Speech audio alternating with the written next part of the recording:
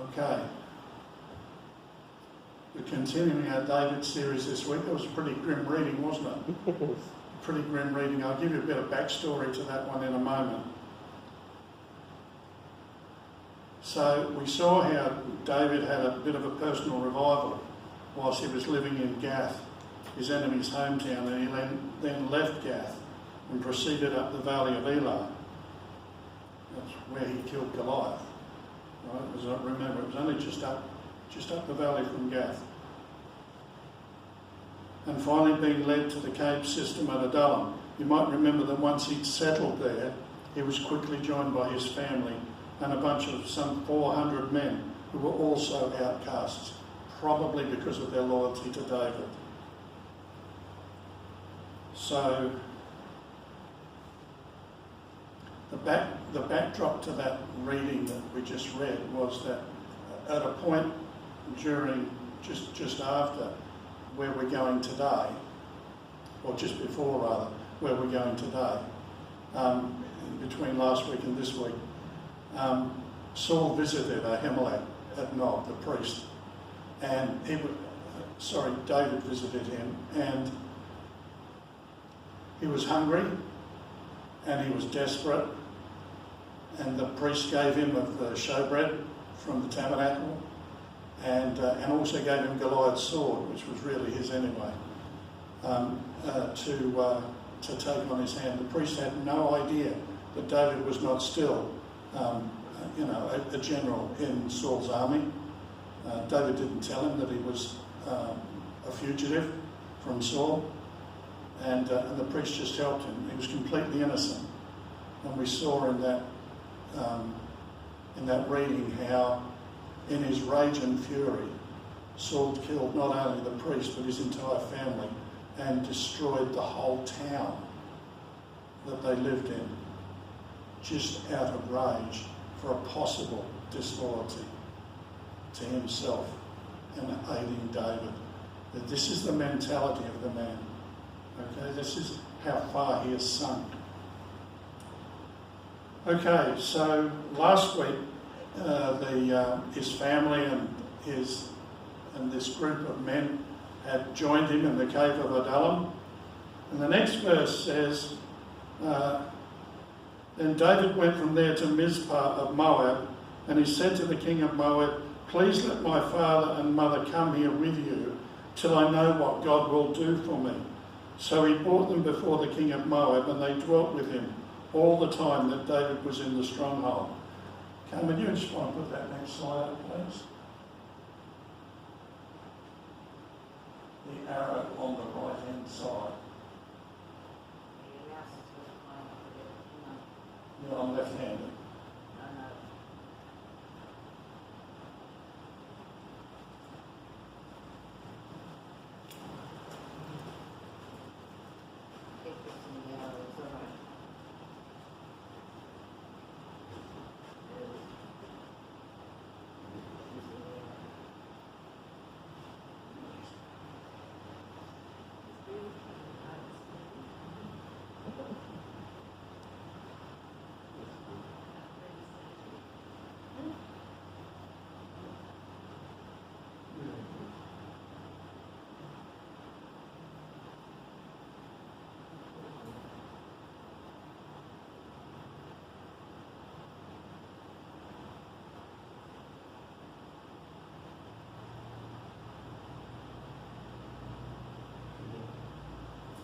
Nothing is working. Okay, up there is a map. Up there is a map of the Holy Land. It wasn't even me this time. Okay, up there is a map of the Holy Land, and it has all nice colours on it. Okay, so to give you an idea, it's not very. The country is very narrow. Okay, and it's a little bit long, but really, you'd fit it between Newcastle and Wollongong and out to the Blue Mountains. Okay, that's how big Israel is. No. So the Philistines live pretty much. Excuse me, Carmen, what are you doing?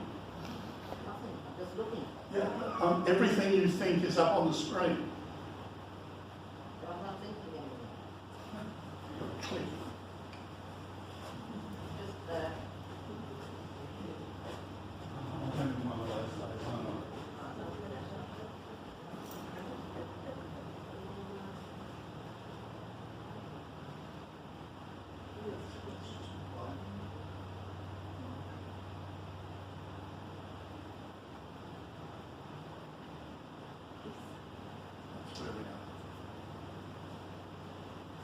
Right, the map just doesn't load. But anyhow, on the sea coast is Philistia. Then you've got a large area of Judah, and goes across to the Dead Sea.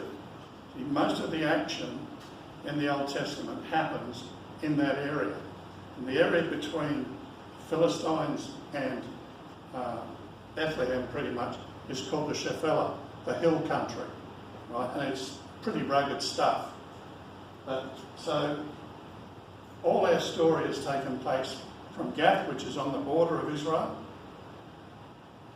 to the Valley of Elah, which is just a straight line straight out the gates, 15 k's up the road to the battle site, and then from there 5 k's to the south side of the valley to the cave of Elah, right? To the cave of Adullam, right? And then from there duck straight across to the Dead Sea, around the Dead Sea to Moab. When I was in Israel, the first 5 days we were at a resort at the Dead Sea. And every morning when I woke up, about 6 o'clock in the morning, I would go out on the balcony and watch the sunrise over the Dead Sea in the mountains of Moab. Right? And I'd call Sharon, I'd give her a video call and I'd show her the sunrise over the Dead Sea. Right? So straight in front of us was the mountains of Moab. Just to the south of them, you could see, not quite as high, the mountains of Edom. And just to the north of Moab, we could see the mountains of Ammon, which is modern-day Jordan. And the capital of Jordan is still called Ammon. All right? So that gives you an idea of how long back the names and the places are. So when you look at it, you see all this action is happening in basically the southern part of the land, and you see Galilee way up north. There's a tiny little pinprick right up near the northern border, and it's never mentioned. Nothing happens there. That's why everyone's surprised when Jesus comes from that part of the country. Whatever happened up there? How can anything good come out of there? All right, so in and around the Dead Sea. So David has taken his family across to Moab.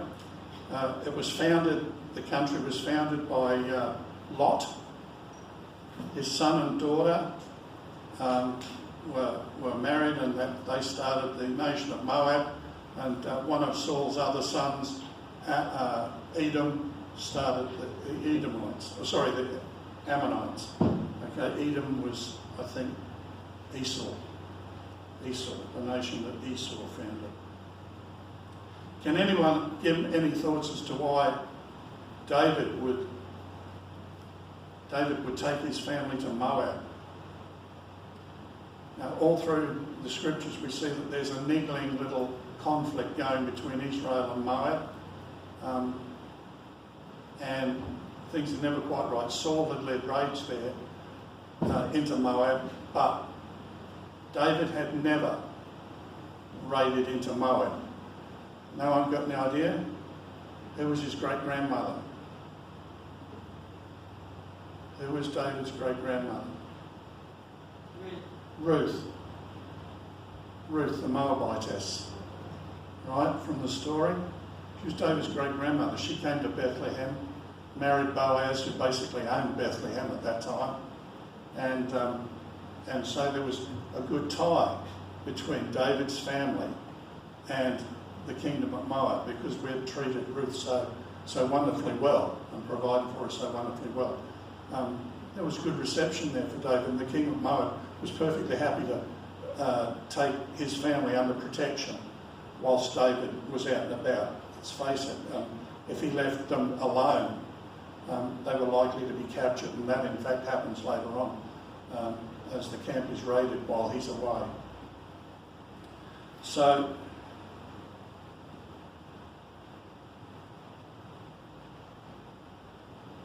we're talking today about heart attitude and hearing from God and how important it is. So in 1 Samuel 22:5, when David is, I'm not sure whether he's still in Moab when the prophet comes to him, more likely he's back at the cave of Adullam. And the prophet Gad turned up and said to David, "Do not stay in the stronghold. Depart and go to the land of Judah." So David departed and went into the forest of Hereth. Now, that sounds like a long way, doesn't it? It's about 5 k's. It's only about 5 k's from the cave of Adullam to the forest of Hereth, but it's deeper into Saul's territory. Okay? Thinking back to Saul's early years, you might remember that Saul was the people's choice for king. He had Samuel guide him as the voice of the Lord. And so long as he obeyed what Samuel told him was God's will, he was able to consult the Lord before undertaking any military action. As he grew more confident, he gradually started acting on his own initiative. I'm the king after all, aren't I? Why do I need a prophet? I'm the king. I can talk to God directly. That wasn't the way it worked in those days.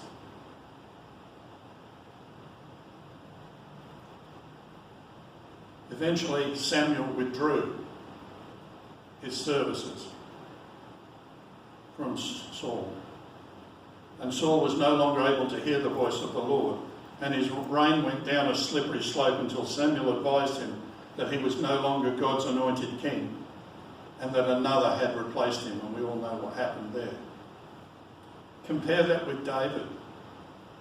At the deepest level, David was a man after God's own heart. He is never going to stray too far from the Lord. He has had a personal revival and is clearly following God's direction for his life from the moment that he left Gath. There was a prophet waiting for him. Saul, the king, does not have a prophet, and here a prophet turns up to be with David. We don't know where he came from, but from this moment he becomes one of David's key advisors, and he's with him until the day he dies. Okay, this guy never left his side.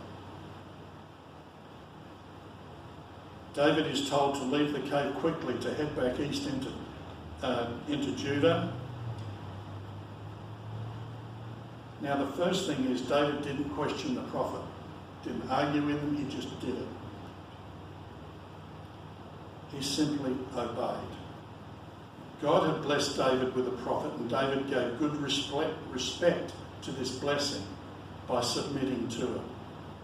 If David had refused to obey, you can count on it that David would eventually have lost his blessing of having the word of God through the prophet. Saul lost the blessing of Samuel because he rejected the word, and David did not act so foolishly. He was a good steward of his blessings. Therefore, he did not lose them. As an example, God's prophets were with David to his dying day. Now, the reading this morning was terrible. And this is how we contrast David's heart attitude towards God with Saul's. And the scary thing is that when the commentators talk about these passages, they suggest that there's a little bit of Saul in each one of us. And that's a really sobering thought, the idea that we want to go our own way and make our own decisions and ignore what God is saying to us, with all the consequences that flow from that. So don't just think we're talking about a really crazy bad man 3,000 years ago. There's a little bit of him in each one of us.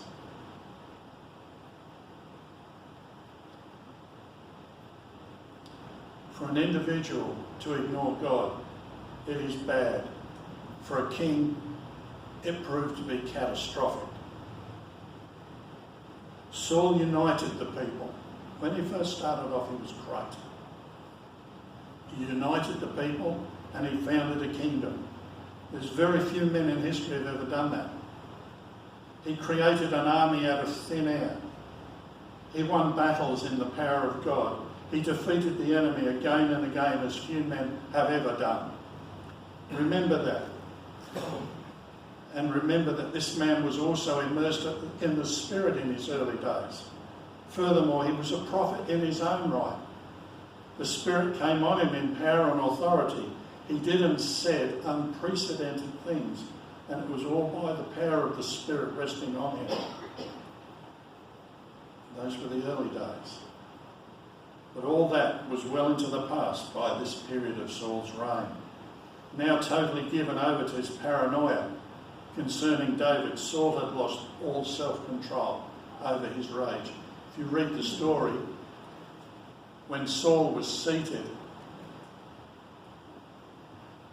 and he summoned the priest to him, he was seated there not with his royal sceptre in his hand, but with his spear. Right? Remember the spear. He flung it at David many times. He flung it at his own son, Jonathan. And here he is using his spear as his royal sceptre, his symbol of his authority.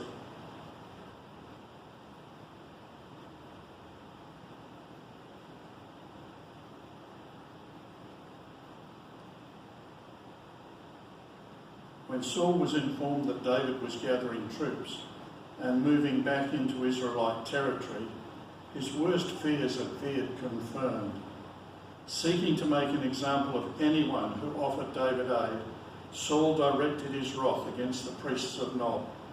Their leader Ahimelech admitted helping David, but he had been unaware of David's defection and had considered himself merely assisting an emissary of the king. Saul's fury, however, could not be contained.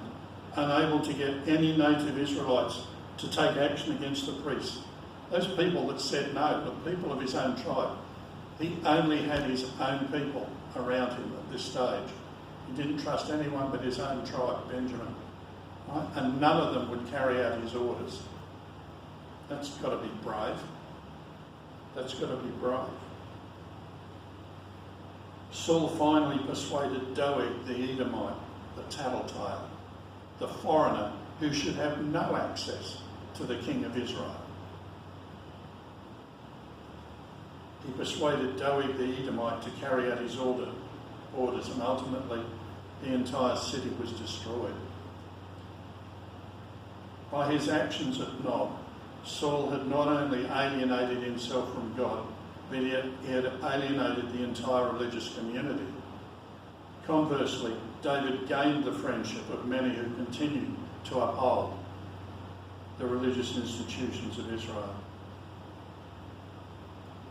As the military situation with the Philistines deteriorated, Saul became desperate to hear from God as to how and to when to do battle, and unfortunately he had now been cut off from all communication with God. He tried to consult witches, but all to no avail. And next week we'll hear the outcome of Saul's next battle. So, just drawing this thing to a close, there are clear encouragements and also clear warnings in the consequences of the behaviour of these two men. Both men were anointed and appointed by God, yet one of them was quite mad. So who then are our kings? And that's a really good question. We're speaking metaphorically, okay? It might be our Prime Minister, it might be our State Premier or local Mayor. People who are in a position to make decisions that affect the way we live our lives. In churches, the pastor or the priest should be anointed by God for his or her position. The congregation should be able to be confident that their pastor is hearing from God and looking after them like a good shepherd, or that he won't lead them astray or start throwing spears at them. Right, that's not a good look, is it? So we come to the question, my king is mad, at least I think so. What can I do? I think an awful lot of Americans have been having those thoughts lately. No names. Firstly, you need to recognise one thing. You cannot tell, none of us can, who is the Lord's anointed and who isn't. Some kings, whom all agree are after the order of King Saul, are really after the order of David. And others who all agree are after the order of David, really after the order of Saul. Who's correct? Who can know? Whose voice do you listen to? No man is ever wise enough to break that riddle. All we can do is walk around and ask ourselves the question, is this man the Lord's anointed?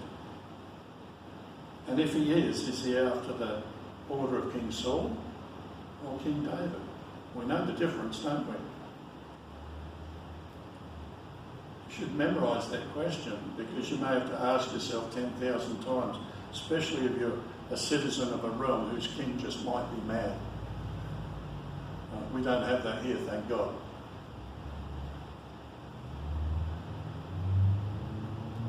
Asking this question might not seem difficult, but it is, especially when you're crying hard and often and dodging spears. The spears don't have to be physical spears. I could be naming people from the pulpit and calling them out for all sorts of crazy things and just basically tearing the congregation apart. It's just like throwing spears at everyone. We don't ever want to see that in this place. We don't want to see that in any church.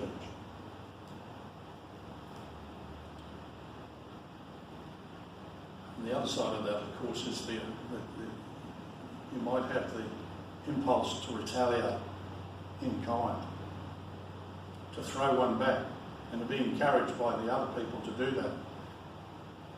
And all your rationality and your sanity and your logic and intelligence and common sense agree. But in the midst of your tears and frustrations, remember, you only know the question and not the answer. No one knows the answer except God. So how does a person know when it's finally time to leave the Lord's anointed? Especially if the Lord's anointed is after the order of King Saul. Well, David never made that decision. The Lord's anointed made it for him. The king's own decree settled the matter. Hunt him down, kill him like a dog. Only then did David leave. No, he fled. He left running. Even then he never spoke a word or lifted a hand against Saul. And please note this, David did not split the kingdom when he left. He didn't take part of the population with him. He went alone. You see, the Lord's true anointed can leave alone. And that's the best way if you're going to leave a kingdom. All alone. And this is how we come to our own cave or wilderness experiences. We've all had these. We're all old enough to know that we've had difficult times.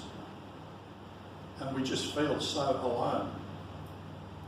And it's these times that we seek and search for God's guidance and direction, just like David did. And his path over many difficult and dangerous years led him to become the greatest king in the history of Israel. A man after God's own heart. Amen? Now we're going to move across to the communion table to conclude the message for this morning.